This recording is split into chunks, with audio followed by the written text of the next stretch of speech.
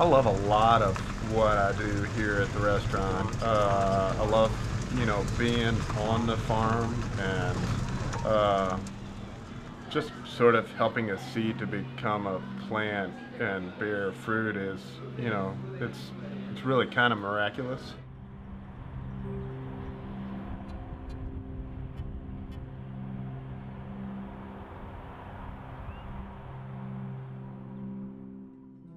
So I've been a farmer in and around Louisville for 20 years. Those were mostly vegetable farms. So that's kind of where I figured out what to do, how to do what I do. But I grew up working on a dairy farm in New Hampshire too. So I would shovel out barns, feed chickens, collect eggs, drive tractors, and went to college and graduate school, and it took all that for me to figure out that farming was really what I love to do and what I wanted to do.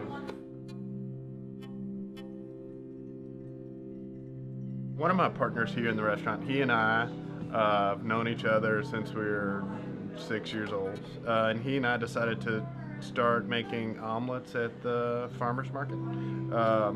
Folks ended up staying in line for 45 minutes. So all local ingredients, eggs, cheese, proteins, lots of produce. They waited and waited, and we thought it was a little crazy, and then after a couple years we thought, hey, we've got something here. Let's see what else we can do, where we can go.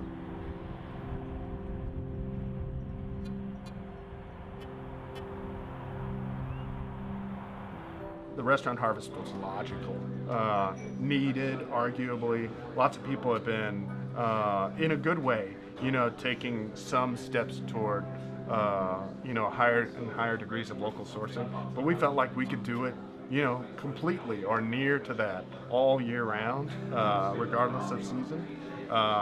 And we did it. One of the neat stories of the restaurant is we raised about a third of the capital that we needed to open before Kickstarter was cool, with a chalkboard at the farmer's market.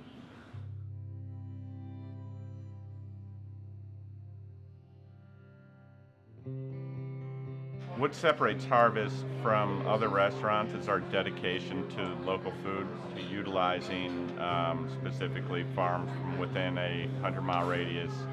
A lot of restaurants do farm to table, and they do, a good 30 or 40% of their products are coming from local farms, which is great, but we're doing 80%, and I don't think very many restaurants can make that claim.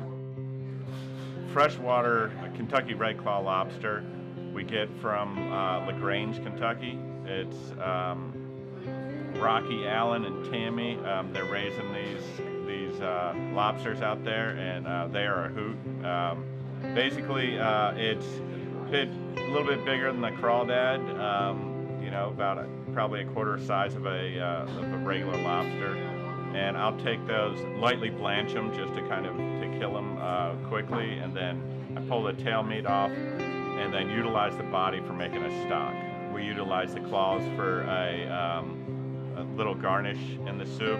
When I'm making the soup, I've got some sunchoke. They're also called Jerusalem artichokes that get sautéed in with the lobster bodies, and then we use a little bit of a largemouth bass fumet that we make, and then we end up with this beautiful lobster sunchoke bisque. We put a little bit of Copper and King's brandy chantilly, or like a light whipped cream, savory whipped cream that's scented with that brandy. So as you're digging into the soup, that cream kind of dissipates and gives you that nice fresh brandy flavor.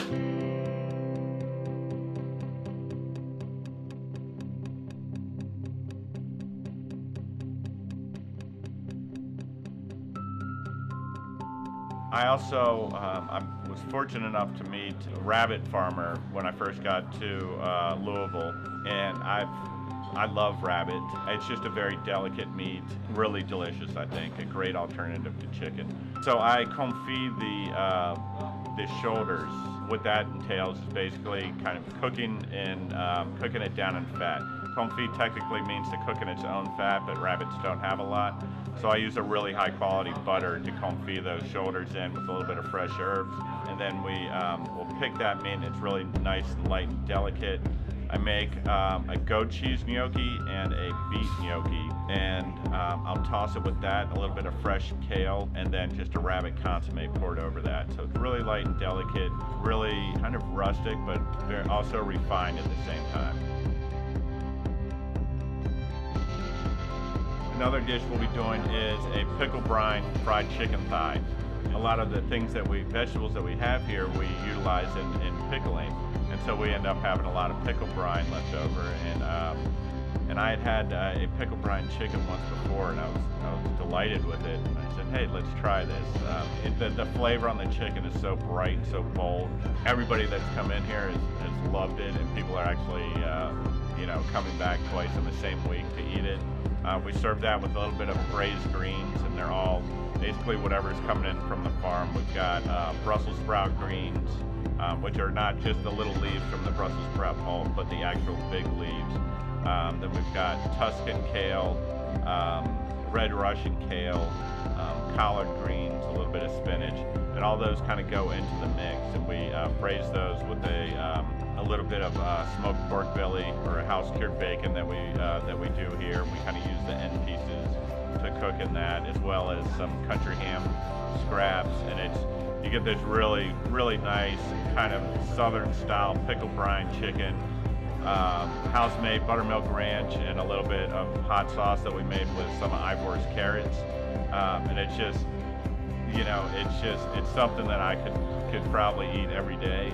I'd have to hold myself back from it, but it's a great dish, and I credit my chef de cuisine for kind of the thought process behind it.